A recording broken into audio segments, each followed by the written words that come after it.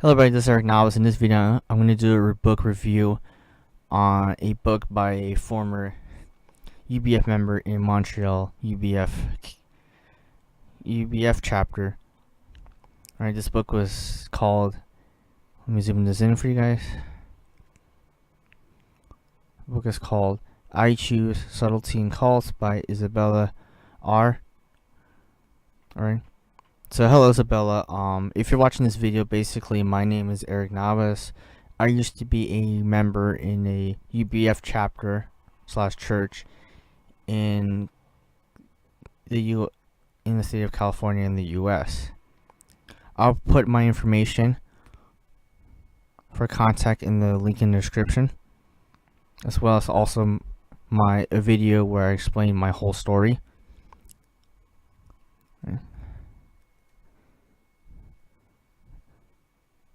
So she was in UBF for 3 years.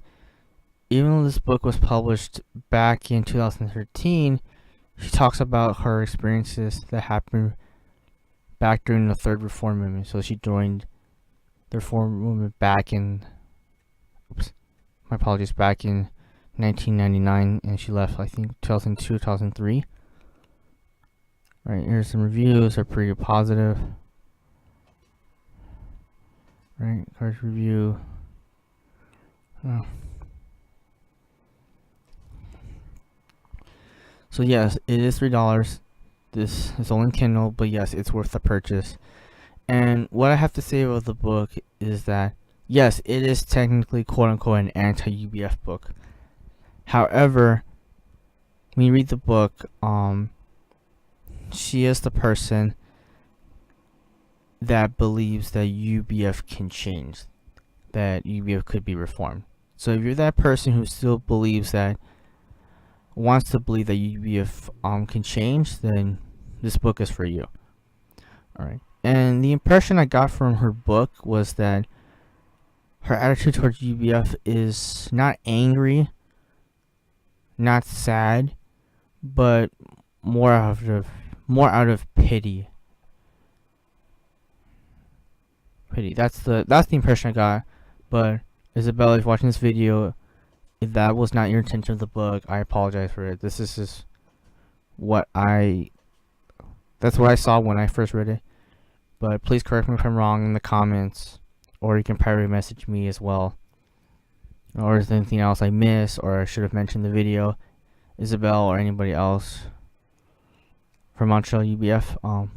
Comment down below or contact me. Right.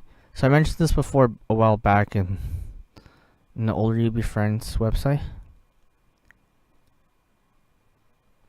And so the first UBF missionaries who came here were women who found job seamstresses. Later, I would hear from direct sources that they were practically got kicked out of the city. I saw articles that newspapers wrote about UBF denouncing their practices. That's when they decided to come to a city where they're blending.